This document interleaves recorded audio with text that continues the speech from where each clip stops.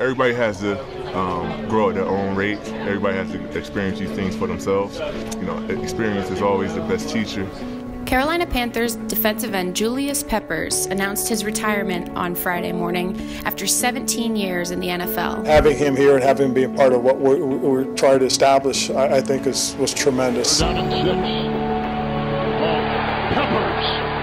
Julius Peppers. Peppers finishes 4th in NFL history in sacks with 159.5. He also leads the Panthers in franchise history in sacks with 97. Julius Peppers has been so impressive on the field, especially since returning to the Carolina Panthers in 2017. All right, Alex.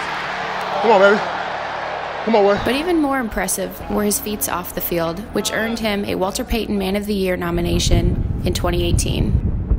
Peppers traveled all over both Carolinas helping with hurricane relief efforts and started a fund to help victims of hurricane damage. It is really one of those guys that you always wish we could have had sooner.